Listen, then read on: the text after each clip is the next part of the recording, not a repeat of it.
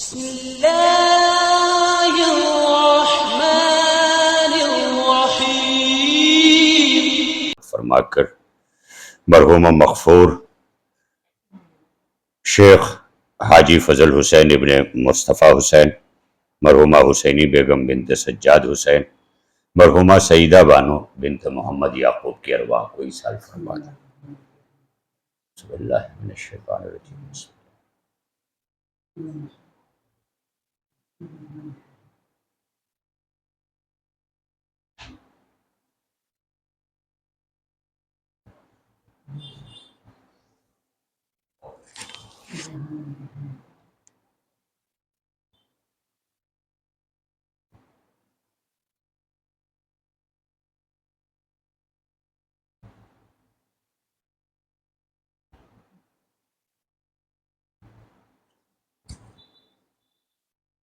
لا حول ولا قوة الا باللہ العلی العظیم۔ اعوذ باللہ من الشیطان الرجیم۔ بسم اللہ الرحمن الرحیم۔ الحمد للہ الذی ہدانا لہذا وما کنا لنہتدی لولا ان ہدانا اللہ لقد جاءت رسل ربنا بالحق والصلاة والسلام على رسول الثقلین محبوب رب المغربین والمشرقین جد الحسن والحسین بالقاسم محمد وعلى اہل بیتہ الطیبین الطاہرین المعصومین المظلومین۔ اما بعد، مسلمانوں میں اور ہم میں یہ فرق رہے کہ سارے زبان سے اسلام کے ساتھ ہیں، ہم عمل سے اسلام کے ساتھ ہیں۔ یہ ہمارا امتیاز ہونا چاہیے یا نہیں ہونا چاہیے؟ یہی ہمارا امتیاز، یہی ہمارا تشخص، یہی ہماری انفرادیت، یہی ہمارا جو ہے وہ شیوا ہونا چاہیے کہ ہم دنیا میں تمام عالم اسلام سے الگ ہوں۔ اور ظاہر ہے کہ یہی الگ کر کے امام حسین نے 72 کو دکھایا تھا کہ دیکھو سارے کلمہ گو ہیں جن کے درمیان سے میں گزرا ہوں۔ میں نے 28 رجب کو مدینہ چھوڑا، میں 4 شعبان کو مکے میں آ گیا، شعبان سے لے کے ذی الحج تک آپ سوچیں امام حسین مکے میں ہیں، یعنی اللہ کے گھر کو اپنے سفر کا مرکز قرار دیا ہے حسین نے۔ وہاں پہ ٹھہرے ہوئے ہیں، کعبۃ اللہ میں ٹھہرے ہوئے ہیں، اور وہاں ٹھہر کر کے حسین ابن علی نے یہ بتایا کہ وقت کے امام کے انقلاب کی جگہ ہی کعبہ ہے۔ یہ الگ بات ہے کہ آج وہاں پر کوئی کسی انقلاب کی بات نہیں کر سکتا۔ اگر انقلاب کی باتیں کرتا ہے، 1987 کا زمانہ ہے، شاہ فہد تھا، مجھے یاد ہے یہی ثانیہ زہرا کمیٹی کا عشرہ تھا، خطیب الایمان شیر ہندوستان مولانا طاہر جرولی صاحب اسے خطاب کیا کرتے تھے۔ مغل مسجد میں یہ عشرہ جب ہوا کرتا تھا، میں نے اپنے عنفوان شباب میں دیکھا ہے 16-17 برس کی عمر میں، جب میں خطیب الایمان کے ساتھ آیا تھا، یعنی انہی ذی الحج کے مہینوں میں اس مسجد کے گیٹ تک لوگ ہوا کرتے تھے، پوری مسجد بھری ہوتی تھی، جگہ نہیں تھی۔ یہ کیفیت ہوتی تھی اس عشرہ مبارکہ کی۔ آج ہماری بے اعتنائیوں کی بنیاد پر سمٹ کر ہم یہاں آ گئے ہیں، اور اس پر بھی ہمارا کوئی فرد باہر کھڑا ہو کے راہگیروں کو روک رہا ہے، بیٹھ جاؤ مجلس ہو جائے، آ جاؤ مجلس ہو جائے۔ یعنی اس کیفیت میں ہم پہنچ گئے کہ ہم اپنے قومی ورثے کو بھی سنبھال کر رکھ لینے کے تیار نہیں۔ اب آپ یہ للہ نہ سوچئے گا کہ ہم آ گئے اور ہم ہی کو سنا رہے ہیں۔ تو ظاہر ہے کہ آپ ذریعہ ہیں ہماری باتوں کے پہنچانے کا۔ سنانا آپ کو مقصد نہیں ہے، مقصد آپ کو ذریعہ بنانا ہے، اور یہ چیزیں ہم اپنی تربیت میں رکھیں۔ آج ہم ایک باپ ہو کر کتنے محتاج ہیں، گھروں میں ہم اپنے بچوں سے اپنی نہیں منوا پا رہے ہیں۔ وجہ صرف یہ ہے کہ ہم گھروں میں زبانی باپ ہیں، عملی باپ نہیں ہیں۔ بچوں کو نماز کہہ کے نہیں پڑھائی جاتی، خود نماز پڑھی جاتی ہے تو بچہ مصلی لے کے خود باپ کے ساتھ تیار ہو جاتا ہے، یہ فطرت ہے۔ لیکن ہم خود نماز نہ پڑھیں اور بچوں سے کہیں نماز پڑھتے رہنا، مسجد جاتے رہنا، ہم خود یہ عمل نہ کریں تو زبانی طور پر تبلیغ نہیں ہوتی۔ تبلیغ کا تعلق عملی ہے، لہذا ہم اس مجلس حسین ابن علی کی اہمیت کو اور خاص طور پر فرش ازا کی اہمیت کو اپنے بچوں کے درمیان اپنی تربیت سے اس کو کہ سب چھوٹ جائے فرش ازا نہ چھوٹے، کیونکہ یہی وہ جگہ ہے کہ جس دین سے وابستہ ہو کر کے ہمارے بچے زمانے میں کتنی بھی مسموم ہوائیں چلیں، زہریلی ہوائیں چلیں، جو ہے وہ شرک و کفر و نفاق کی ہوائیں چلیں، بے دینی کی ہوائیں چلیں، ارتداد کی ہوائیں چلیں، لیکن ایسے میں اگر ہمارے بچے کہیں محفوظ رہ سکتے ہیں تو وہ فرش ازا ہے جس سے وابستگی ہمیں کہیں سے بھٹکنے نہیں دیتی۔ کیوں؟ اس لیے کہ فرش ازا وہ ہے جو ہمیں کربلا سے جوڑتی ہے۔ جیسے مسلح ہمیں کعبے سے جوڑتا ہے ویسے فرش ازا ہمیں کربلا سے جوڑتی ہے۔ ہم مسلح لے کر کے اپنے اندر جذبہ عبادت پیدا کرتے ہیں اور فرش ازا لے کر کے جذبہ قربانی پیدا کرتے ہیں۔ صلوات پڑھیے مل کر محمد والے محمد۔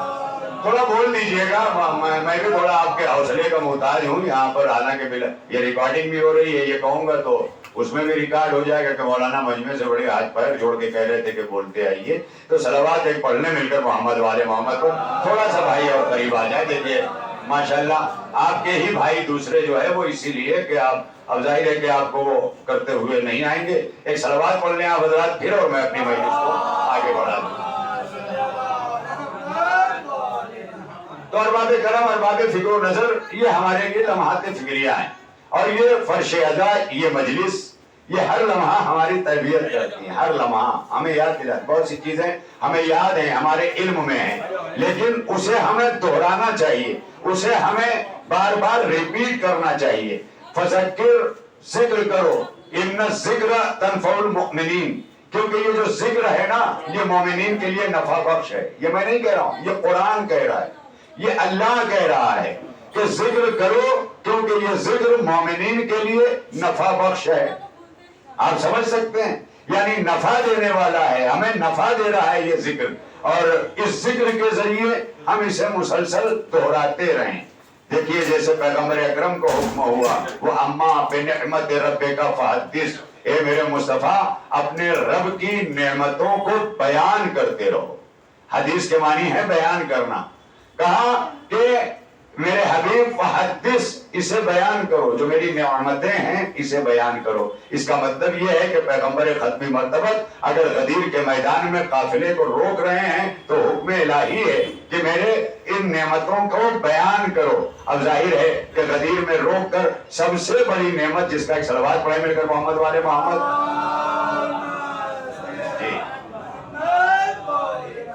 لہذا بڑی تیزی سے میں نے ابتدائی میں وعدہ کیا ہے، یہ نہ سوچیے گا کہ کچھ افراد بڑھ گئے تو مولانا کا حوصلہ بڑھ جائے گا، وقت آگے ہو جائے گا، ایسا انشاءاللہ نہیں ہوگا، مگر تھوڑا سا چہرہ اور آہستہ بنا لیجئے کہ میں ذکر اہل بیت کر رہا ہوں جو آپ پر گرا نہیں گزر رہا ہے۔ تو ایک صلوات پڑھیں مل کر محمد والا۔ ہاں جی، چہرہ ورا ایسا ہونا چاہیے کہ ابا کو بیٹا دیکھے تو ڈرے نہیں، ہونا چاہیے تاکہ وہ اپنی بات کہہ سکے۔ تھوڑا مومن کے چہرے پر بشاشت، مسکراہٹ، یہ کہ مومن خائف نہ ہو، اور روب اپنی جگہ ہے۔ روب کا مطلب یہ نہیں ہوتا کہ غصہ لے کے بیٹھا ہوا ہے، چہرہ سپاٹ ہے، دوسرا دیکھے تو سمجھ لے، ایسے لوگوں کو کہ مکروہ چہرہ ہے۔ کتنا مکروہ چہرہ ہے! مکروہ کسے کہتے ہیں؟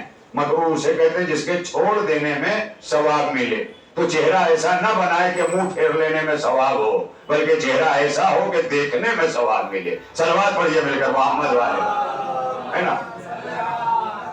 تو یہ سب چیزیں ہماری بہت اہم ہیں، معاشرتی طور پر بڑی اہم ہیں، یہی ہمیں ممتاز کرتی ہیں۔ یہی جب مومن مومن سے ملاقات کرتا ہے، یہودیوں نے ہمارے ہاتھ میں موبائل دے کر نیٹ ورکنگ اپنے قبضے میں رکھ کر آج ایسا بنا دیا، پہلے مالے پر ہم رہ رہے ہیں، دوسرے مالے پہ بہن رہ رہی ہے، لیکن جا کے عید مبارک نہیں کہہ رہے ہیں، گھر سے موبائل سے فوٹو بھیج رہے ہیں عید مبارک، بکرا بھیج رہے ہیں عید مبارک۔ یہ کیفیت ہو گئی ہے۔ اسلام ملا رہا ہے، مومن کو مومن سے 5 وقت مسجد میں بلا کر ملاقات کروا رہا ہے، یوں ہی نہیں کروا رہا ہے، ہمیں بنانے والا اللہ جانتا ہے یہ 5 وقت آپس میں ملیں گے تو معاشرہ تشکیل پائے گا، یہ 5 وقت آپس میں ملیں گے تو ان کا سماج تشکیل پائے گا، اور جب ان مومنوں کا ایک سماج ہوگا تو اس سماج میں مومن اپنے بچوں کو چھوڑ کر بے چین نہیں ہوگا، مطمئن ہوگا۔ مطمئن ہوگا. یعنی اس کا مطلب یہ ہے کہ معاشرتی ذمہ داری جو ہے وہ ہم سب کی ہے. ہم سب اپنی معاشرتی ذمہ داریوں کو دیکھیں. ایک سلوات پڑھ لیں، دوہرا بعد میں پڑھ لیجئے گا، زیارت وغیرہ. ماشاءاللہ تھوڑا سا وقت میں نے آپ سے مانگا ہے، اگر وہ تھوڑا سا وقت آپ مجھے دے دیں گے تو آپ کی عنایت ہوگی انشاءاللہ. اور ظاہر ہے کہ ورنہ بہرحال بڑی بے اتنائی سے میں یہ جملے، کیونکہ یہ بڑی مختصر سی جگہ ہے، یہاں ایک ایک شخص قیمتی ہے اور ہر ایک چہرہ میں دیکھ رہا ہوں، سارے چہرے مجھے دیکھ رہے ہیں. ظاہر ہے جس طرح سے مجھے اس بات کا خوف ہے کہ سب مجھے دیکھ رہے ہیں، لہذا پورا میرا ہر عمل، ہاتھ کا اٹھنا بیٹھنا، بولنا، لفظوں کا نکلنا برتنا، ہر چیز کا جس طرح مجھے خیال ہے اسی طرح فرش عزا پر ہمیں فرشتے دیکھ رہے ہیں، معصومین دیکھ رہے ہیں، تمام لوگ دیکھ رہے ہیں. تو فرش عزا پر ہمارا بھی کیا عالم ہونا چاہیے، کیا انداز ہونا چاہیے. یہی چیزیں ہمیں تو اب تربیت اپنے بچوں کی اس طرح کی جائے کہ یہ فرش عزا سے دور نہ ہونے پائے. آج ہمارے بچے بہانہ کر رہے ہیں، اپنے بیڈ روم میں پڑے ہوئے ہیں، باپ پوچھتا مجلس نہیں گئے، بولے لائیو آ رہی سن رہا ہوں. لائیو سن لینے سے مجلس نہیں ہوتی. فرش یعنی ہر چیز اس کی تہذیب کے ساتھ ہے نا. جب تک اس کی تہذیب کی تکمیل نہیں ہوگی تب تک وہ نہیں ہوگی. جیسے نماز پڑھنے گئے تو وضو کرنا، نماز کی تہذیب ہے وضو. اگر ہم نے نہیں کیا ہے وضو تو نماز نہیں ہے. اسی طرح مجلس کی تہذیب ہے، فرش عزا کا بچھنا، اس پر آنا، یہ تمام چیزیں ہیں. اب ہم گھر بیٹھے ہوئے مطمئن ہیں، صاحب نالج مل سکتی ہے، علم مل سکتا ہے، لیکن تہذیب نہیں مل سکتی. اور تہذیب نہایت ضروری ہے. آپ دیکھ لیں، نماز پڑھتے ہوئے رسول اللہ جا رہے ہیں اپنی بیٹی فاطمہ زہرا کے گھر، پہلے سلام کرتے ہیں، پھر نکل کے آتے ہیں، پھر سلام کرتے ہیں. اس سے ایک بات اور واضح ہو گئی، عظمت فاطمہ زہرا سلام اللہ علیہا یہ ہے اپنے مقام پر پہچنوایا ہے، لیکن اس کے ذریعے ایک باپ کو بھی یہ سبق دیا ہے کہ اپنی بیٹی سے غفلت نہ برتو، اور بیٹیوں کو گھر لا کے ملاقات نہ کرو، بیٹیوں کے گھر جا کے ملاقات کرو. صلوات پڑھیے مل کر محمد والے. لہذا یہ لمحات فکریہ ہے ہمارے لیے کہ ہم اپنے بچوں کی تربیت کو عزائی تربیت کریں. اور عزائی تربیت میں یہ ہے کہ یہ مواقع جب آتے ہیں تو یہ بہترین قرار پاتے ہیں چیزوں کو پہنچانے کے لیے. جیسے آغائے محمد حسین کاشف الغطا، آل کاشف الغطا میں ہیں، بہت جید ترین عالم گزرے ہیں نجف اشرف میں. وہ آل کاشف الغطا لکھتے ہیں، محمد حسین آل کاشف الغطا، کہ میرا بابا رات کو اٹھ کر تہجد حرم امیر المومنین میں پڑھا کرتے تھے. جب امیر المومنین کے حرم میں نماز شب پڑھنے وہ جاتے تھے تو جاتے جاتے ایک روز انہوں نے میرا دروازہ کھٹکھٹایا، کہا بیٹے میں نماز پڑھنے جا رہا ہوں امیر المومنین میں، میرے ساتھ نماز ادا کرنے چلو گے؟ اب ظاہر ہے فرما بردار بیٹا اور باپ کا حکم، باپ جیسا ہونا چاہیے باروک گھر میں، اپنے روب کو قائم رکھنا چاہیے. اپنی روب کو قائم رکھنے میں ضروری ہے کہ بیٹوں کے سامنے جھوٹ نہ بولا جائے. ابھی چند دنوں پہلے میں ایک چیز پڑھ رہا تھا کہ اس گھر میں نہ جایا کرو جہاں کے چھوٹے تمہاری عزت نہ کرتے ہوں. میں سوچنے لگا، آیا بڑے تو عزت کر رہے ہیں نا، آئیے آئیے بیٹھیے سب کچھ پیش کر رہے ہیں، لیکن چھوٹے عزت نہیں کر رہے ہیں. اور آج یہ گھر گھر کا ماحول ہو گیا. آپ دیکھ رہے ہیں جب سے موبائل ہاتھوں میں آیا ہے یہ کیفیت ہے کہ کسی مہمان کے پہنچ جانے پر بچے اپناہٹ محسوس کرتے ہیں، جیسے فیلنگ اپنے کو کمفرٹ فیل نہ کر رہے ہیں. پوری طرح عجیب کیفیت ہے، کب جائے یہ حالت ہوئی ہے. اب ظاہر ہے کہ میں اس پر غور کرنے لگا کہ اس گھر میں نہ جایا کرو جہاں کے چھوٹے تمہاری عزت نہ کرتے ہو. جب اس کے فلسفے کی طرف میں نے غور کیا تو آپ بھی اس کی تصدیق کریں گے. ظاہر ہے کہ چھوٹے سے آپ کا کوئی تعلق بھی نہیں ہے، نہ اس نے آپ کے عمل کو دیکھا ہے نہ کوئی چیز دیکھی ہے، پھر وہ آپ کی عزت کیوں نہیں کر رہا ہے؟ جبکہ اسی گھر کے بڑے آپ کے سامنے آپ کی عزت کر رہے ہیں. تو پتہ یہ چلا کہ وہ بچے آپ کی عزت اس گھر میں اس لیے نہیں کرتے کہ اس گھر کے بڑے آپ کی کمیاں، آپ کی برائیاں، آپ کے برے اوصاف آپ کی غیر موجودگی میں ان کے سامنے بیان کرتے رہے ہیں. لہذا ان کا ذہن آپ کے لیے صاف نہیں رہا. اب بڑے جو ہیں وہ مکاری کر کے، منافقت کر کے دروازے پہ پہنچ کے آئیے آئیے تو کریں گے ہی، لیکن اب چھوٹوں کا عزت نہ کرنا اس بات کی دلیل ہے کہ اس گھر کے بڑوں کا دل آپ کے لیے صاف نہیں ہے. یعنی کتنا اہم ترین نقطہ ہے جو سوچنے کے قابل ہے. اسی لیے لازم ہے کہ آپ جاتے ہیں جب زیارات پر اور دوسری جگہوں پر، میں بڑی معذرت کے ساتھ ایک مرتبہ پھر 5 منٹ پر آپ کو زحمت دے رہا ہوں، تھوڑا سا بھائی اور قریب آ جائیں. میں نے اس سزا خانے میں دیکھا ہے کہ لوگ یہاں بھی آ کے بیٹھ جاتے ہیں ماشاءاللہ. چونکہ یہ جگہ بظاہر چھوٹی ہے، لیکن آپ کو یہ معلوم ہونا چاہیے کہ بمبئی کی تہذیب عزاداری کا مرکز رہی ہے یہ جگہ. یہ جگہ چھوٹی سی ہے لیکن پھیل کر عزاداری کو لے کر پورے بمبئی میں پھیلی ہے. ذوالجناح ایک کا مسئلہ، جو لوگ ذوالجناح کے لیے گرفتار ہوئے ان سب کا تعلق اسی دفتر سے رہا ہے. ایک زمانہ رہا ہے خدا کی قسم اس بمبئی کا، لیکن ہم نے آج ان تمام چیزوں کو، ان روایتوں کو، ان چیزوں کو ایسا فراموش کر دیا کہ جیسے ہمارا کوئی ماضی نہ رہا ہو. لہذا عرض یہ کرنا ہے کہ بچوں کی تربیت میں سب سے زیادہ جو آپ کو چیز رکھنا ہے وہ یہ ہے کہ یہ فرش ادا. کیونکہ فرش ادا وہ ہے کہ جہاں کا ذکر، جہاں کا تذکرہ، جہاں کا بیان پوری زندگی پر محیط ہے، ایسا نظام حیات عطا کرتا ہے. ابھی میں نے آپ سے کہا کہ ہم مصلی اٹھاتے ہیں تو ہمارا رخ کعبے کی طرف ہوتا ہے، اور کعبے کی طرف جب رخ ہوتا ہے تو ہماری بندگی کا کمال یہ ہے کہ ہم اسی مصلی کے ذریعے کعبے تک پہنچ جائیں، کعبے تک پہنچ جائیں. لیکن فرش ادا آواز دیتی ہے کہ آؤ آؤ، یہ فرش ادا ہے، ہم تمہیں اس کے ذریعے کربلا تک پہنچا دیں گے. اب کربلا اور کعبہ میں فرق کیا ہے؟ تو اب علامہ اقبال نے، کل میں نے شعر میں کہا تھا کہ غریب و سادہ و رنگین ہے داستان حرم، نہایت اس کی حسین ابتدا ہے اسماعیل. اس سے یہ پتا چلا کہ کعبہ حرم الہی کی ابتدا کا نام ہے اور کربلا حرم حسین کی انتہا کا نام ہے.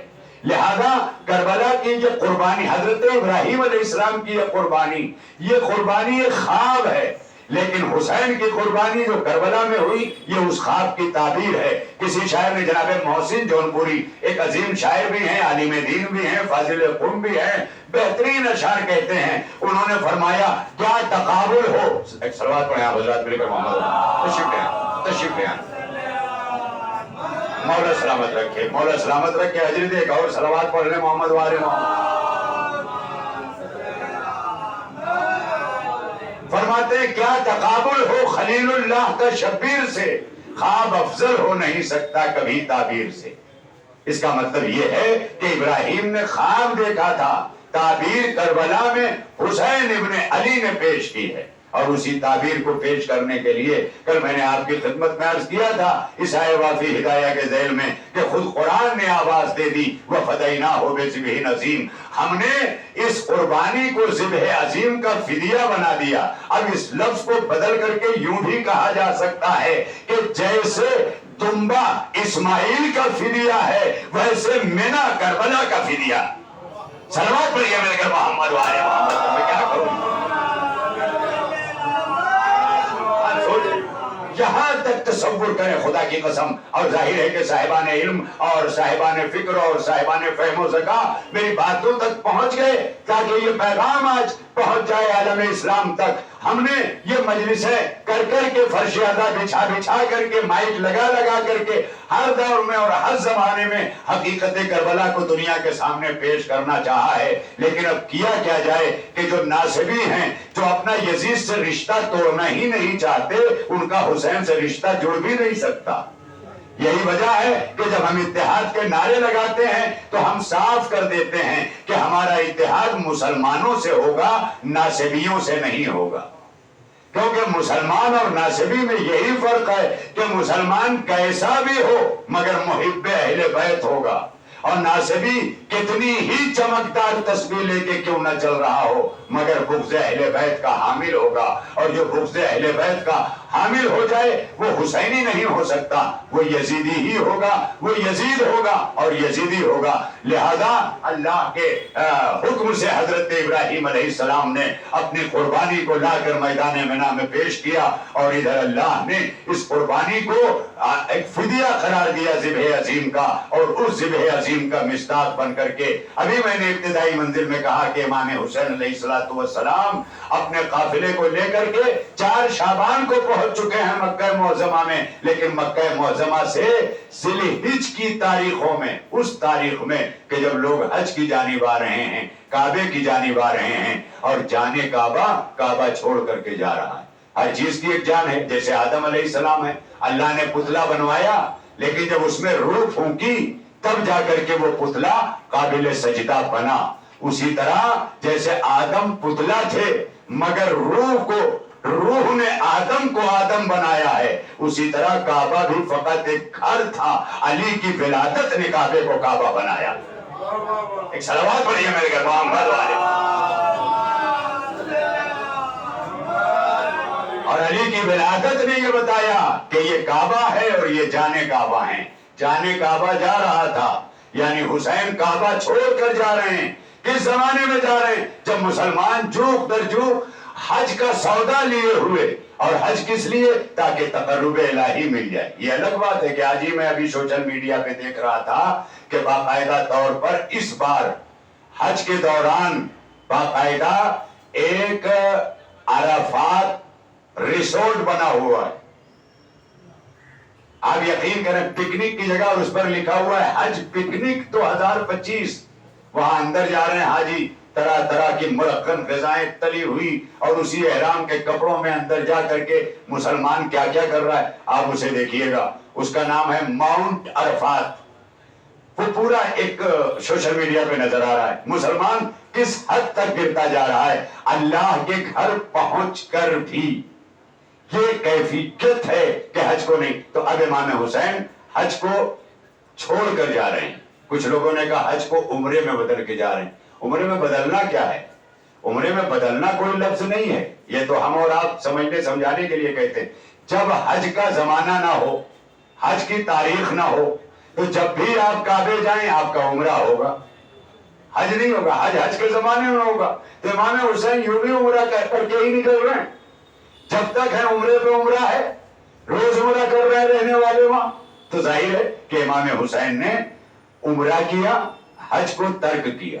اب آپ سوچ لیں یہ منزل ہے، یہیں پر آ کر عالم اسلام کو سوچنا ہے کہ امام حسین علیہ السلام نے اس زمانے میں کعبہ چھوڑا ہے جب لوگ حج کرنے جا رہے تھے، لیکن کسی لکھنے والے نے کیا خوب لکھا ہے، خدا کی قسم، کہ لوگ حج کے لیے آ کر اللہ ڈھونڈ رہے تھے، اللہ ڈھونڈ رہے تھے، لوگ حج کو پہنچ رہے تھے خدا پانے کے لیے، لیکن حسین نے کعبہ چھوڑ کر خدا پا لیا۔ آپ منزل کو دیکھیں، کعبہ چھوڑ کر۔ اب جناب دبیر سیتا پوری ایک شاعر گزرے ہیں ہمارے بچپن میں، ظاہر ہے کہ بھی ماضی قریب میں ان کی وفات ہوئی ہے۔ انہوں نے بڑے پیارے انداز میں عالم اسلام کو جھجھوڑتے ہوئے کہا وہ حج کریں نہ کریں مصلحت امام کی ہے، وہ حج کریں نہ کریں مصلحت امام کی ہے، کوئی تو آ کے یہ کہتا حسین کل جانا۔ آپ سوچیں اس میں کتنا کرب ہے، کیا کیفیت ہے۔ کوئی تو آ کے یہ کہتا حسین کل جانا، یعنی اس کا مطلب پورے حاجیوں کے مجمع میں کہیں سے حسین کی مظلومی پر کوئی آواز نہیں اٹھ رہی تھی۔ لیکن کسی دور میں اگر معاشرہ کسی مظلوم کے لیے ایسا ہو جائے تو یہ تسلیم کرنا پڑے گا وہ معاشرہ سب کچھ تو ہو سکتا ہے، حسینی نہیں ہو سکتا، کیونکہ حسینی وہی معاشرہ ہوگا جہاں مظلوم کی آواز پر لوگ لبیک کہنے والے موجود ہوں، جہاں مظلوم کی مظلومی پہ اس کا ساتھ دینے والے ہوں۔ یہی تو کربلا سے حسین ابن علی نے پیغام دیا کہ مظلومیت مذہب نہیں دیکھتی، مظلومیت ذات نہیں دیکھتی۔ یہی وجہ ہے ہم کسی ملک میں رہے، کہیں رہے، کسی جگہ رہے، ہم نے مظلومیت کو اپنا مطمع نظر بنایا اور مظلومیت کو اپنی زندگی کی علامت بنا کر کے دنیا کے سامنے پیش کیا۔ اور یہی وجہ ہے کہ ہم کہیں رہے، کسی زمانے میں رہے، انصاف پسند اذہان نے ہمیشہ ہماری قدریں کی ہیں، ہمیشہ ہماری عزتیں کی ہیں۔ یہی مظلومیت لے کر کے جب ہندوستان کے اندر پیش کیا گیا ہے، جھوک در جھوک لوگ اسلام کی طرف، اور اگر اسلام تک نہیں آئے ہیں تو خدا کی قسم بنام حسین ابن علی اپنے مذہب پر باقی رہتے ہوئے بھی محرموں کا انتظار کیا ہے، جلوسوں کا انتظار کیا ہے، مجلسوں کا انتظار کیا ہے. اور یہ کیسے وہ لوگ تھے. آج ہم اپنے آپ کو ٹیکنالوجی کا، علم کا، تمام چیزوں کا زمانہ کہہ کر کے بہت ترقی یافتہ اپنے آپ کو کہہ رہے ہیں، لیکن ہم اتنے ناکام ہو گئے ہیں کہ ہم اپنی عزاداری کو اپنے اندر سمیٹ کر رکھ چکے ہیں. لیکن وہ ہمارے بزرگ تھے جنہوں نے اس عزاداری کے ذریعے ملکوں کو فتح کیا ہے، دلوں کو فتح کیا ہے، ذہنوں کو فتح کیا ہے، اور اسی عزاداری نے ہمیں عزت دار بنایا ہے. لہذا امام حسین علیہ السلام مکہ چھوڑ کر کربلا کی طرف چل نکلے. اب آپ دیکھیں یہ اہتمام ہے کہ ذی الحج، ظاہر ہے کہ آج کے 5000 برس پہلے حضرت ابراہیم کی قربانی ہوئی، 1400 برس پہلے یہ واقعہ پیش آیا. یہ تمام چیزیں آپ کے پیش نظر ہیں. لیکن جب امام حسین علیہ السلام نے مکہ چھوڑا تو قربانی ابراہیم کا زمانہ تھا، تاکہ دنیا کو وہ قربانی یاد آئے. اور علامہ اقبال جیسے شاعر نے اسی کے ذریعے پوری قربانی ابراہیم کے فلسفے کو کربلا سے جوڑ دیا، اور جوڑ کر کے واضح کیا کہ دراصل قربانی ابراہیم فلسفہ قربانی کربلا ہے، اس کا پس منظر ہے. لہذا اس طرح سے امام حسین اسلام نکلے کہ دنیا کو وہ قربانی بھی یاد آئے. جب حسین چلے اور آگے بڑھے تو ظاہر ہے کہ کربلا سے پہلے غدیر ہے. کربلا 60 ہجری میں امام حسین کا سفر جاری، 61 ہجری محرم میں کیلنڈر بدلتا ہے نا ہمارا اسلامی کیلنڈر. تو جب امام حسین مکے میں ہے تو 60 ہجری ہے، تو محرم کو پہنچے تب 61 ہجری ہوا نا. 2 محرم کو ظاہر ہے 60 ہجری کا یہ زمانہ. 10 ہجری میں کیا ہوا؟ غدیر ہوئی. 50 برس بعد غدیر کے امام حسین سفر کر رہے ہیں. اب راستے میں امام حسین کا یہ سفر لوگوں کو بقرعید یعنی قربانی ابراہیم بھی یاد دلا رہا ہے، غدیر یعنی علی کی ولایت بھی یاد دلا رہی. یہ تمام چیزیں مسلسل ہیں تاکہ کہیں سے مسلمان کوئی بہانہ کر کے نکل نہ سکے. امام حسین کا سفر جاری ہے تاکہ وہ لوگ جو علی ابن ابی طالب کی ولایت کو غدیر میں ہاں کر کے تسلیم کر چکے ہیں انہیں بھی یاد آ جائے. اور آگے بڑھے امام حسین علیہ السلام. مباہلے کی تاریخ 24 سفر امام حسین میں گزری تاکہ جب حسین اپنے قافلے کو لے کے چلیں تو دنیا کو مباہلہ یاد آ جائے کہ ہمارا ہی گھرانہ ہے جو سچوں کا گھرانہ ہے. ہم ہی ہیں کہ جو ہمارے نانا ہمیں میدان میں لے کے آئے تھے. حسین منی وانا من الحسین سمجھ گئے. اب اتنا سمجھ لو 5 سچوں کو نبی میدان مباہلہ میں لے گئے تھے، 72 سچوں کو حسین کربلا میں لائے ہیں. صلوات پڑھیے مل کر محمد والے سارے مل کے صلوات پڑھیں محمد. ایک اس سے بہتر صلوات پڑھیں محمد والے. دیکھ لیں ان سچوں میں تمام تر صداقتوں کا یہ قافلہ، اس قافلے میں صداقتوں کی مرکز کا نام زہرا ہے، اور کربلا میں زہرا کی نائبہ کا نام زینب ہے. آپ دیکھ لیں آج یہ عشرہ ثانیہ زہرا کے عنوان سے قرار پایا ہے. لہذا یہ جناب زینب فقط جناب زینب نہیں ہیں، یہ نائبۃ الزہرا بھی ہیں. جناب زینب کے القاب میں ایک لقب ہے نائبۃ الزہرا، یعنی جناب زہرا کی نائبہ. اب نائبہ جو عمل کرے گی وہ اپنے کردار کا عمل کہلائے گا، یعنی زینب کا عمل زہرا کا عمل کہلائے گا. لہذا نائبۃ الزہرا ہیں. اور تاریخ کہتی ہے جب مکے سے بھی امام حسین نے رفتے سفر باندھا، پہلے تو 28 سفر کو مدینے سے چلے تھے، لیکن جب مکے سے ذی الحج کی 8-9 تاریخ کو حسین نے رفتے سفر باندھا تو عبداللہ ابن عباس آ کے کہتے ہیں آقا حسین ایک بار پھر سوچ لیجئے، کربلا کی طرف اگر آپ سفر کر رہے ہیں تو ان بچوں کو، ان خواتین کو میرے حوالے کر دیں، میں انہیں مدینے لے کر کے چلا جاؤں. وہاں سے جناب زینب نے عبداللہ ابن عباس کی طرف دیکھ کر کہا عبداللہ بھائی کو بہن سے جدا کرنا چاہتے ہو؟ یہ جملہ تھا ارباب ادا. کس طرح سے زینب نے شریکت الحسین بن کر کے اپنے بھیا کے ساتھ اس سفر کو اختیار کیا، اور سفر ہی کو اختیار نہیں کیا بلکہ کربلا پہنچ کر جناب زینب نے وہ کردار ادا کیا ہے، وہ قربانیوں کی شرکت کی ہے کہ علامہ اقبال کو اپنے فارسی کے شعر میں یہ بات بھی رقم کرنا پڑی ہے کہ حدیث عشق دو بابش کربلا و دمشق، یکے حسین رقم کر دو دیگر زینب، جسے حدیث عشق کہتے ہیں، یعنی جو کربلا ہے اسے حدیث عشق کا نام دیا ہے علامہ اقبال نے، کہا یہ کربلا دو چیپٹر پر ہے، دو باب پر ہے، ایک کو حسین نے اپنے خون سے مکمل کیا ہے اور ایک کو زینب نے اپنی رضا دے کے مکمل کیا ہے، اپنے بازوؤں میں رسن بدھوا کے مکمل کیا ہے۔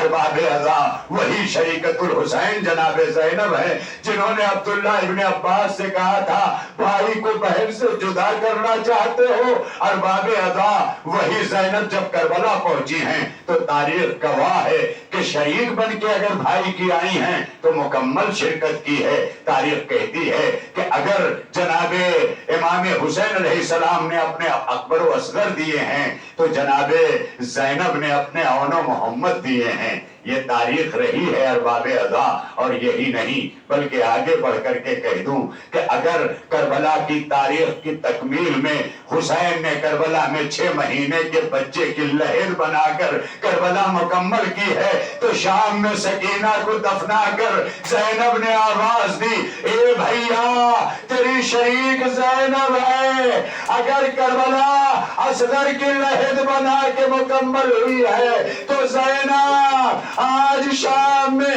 ننھی سی سکینہ کی لہر بنا کر یہ بتانا چاہتی ہے اے بھیا زینب تیری شریک تھی، تیری شریک ہے، تیری شریک رہے گی، تو نے اصغر کو دفنایا، میں نے سکینہ کو دفنایا، کربلا وہاں مکمل ہوئی، شام یہاں مکمل ہوئی۔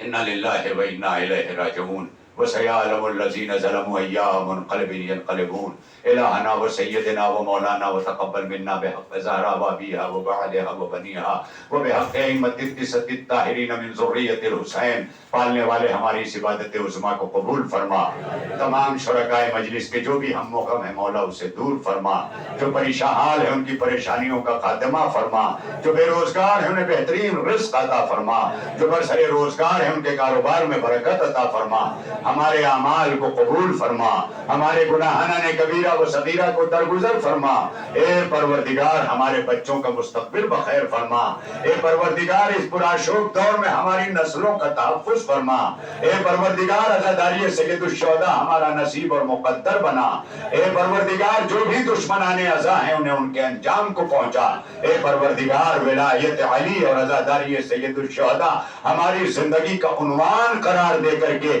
اسی کے سائے میں ہماری حیات و ممات برپا فرما، ہمیں دنیا سے اٹھا تو محمد و آل محمد کی محبت پر اٹھا، دنیا میں زیارت حسین اور آخرت میں شفاعت حسین نصیب فرما، جتنے بھی مشتاق حج و زیارات ہیں مولا ان کی تمناؤں کی تکمیل فرما، بلفظ جہاں جہاں بیمار مریضان مرض ہیں تمام مریضوں کو شفائے کاملہ و عاجلہ عطا فرما، اپنی آخری حجت امام زمانہ کے ظہور میں جلدی فرما، ہمارے کردار و اعمال کو امام کا سامنا کرنے اور ان کے ناصرین میں شامل ہونے کے قابل بنا، الہی الہی تقبل منا انکا انت السمیع العلیم، بحق محمد و آلہ الطاہرین۔ گزارش ہے کہ ایک بار سورہ حمد 3 بار سورہ توحید کی تلاوت فرما کر مرحوم شیخ حاجی فضل حسین ابن مصطفیٰ حسین، مرحومہ حسینی بیگم بنت سجاد حسین، مرحومہ سیدہ بانو بنت محمد یعقوب اور جمیع مومنین مرحومین مومنین مومنات کے ارواح کو اصحال فرما۔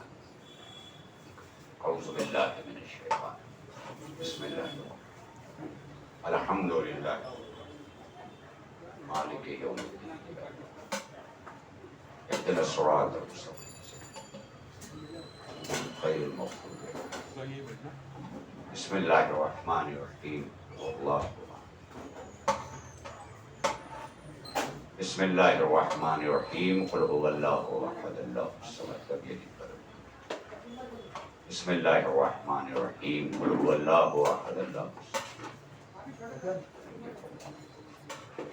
اللہ صلی اللہ الہی تقبل منا انک انت السمیع العلیم بحق محمد وآلہ الطاہرین. ماتم حسین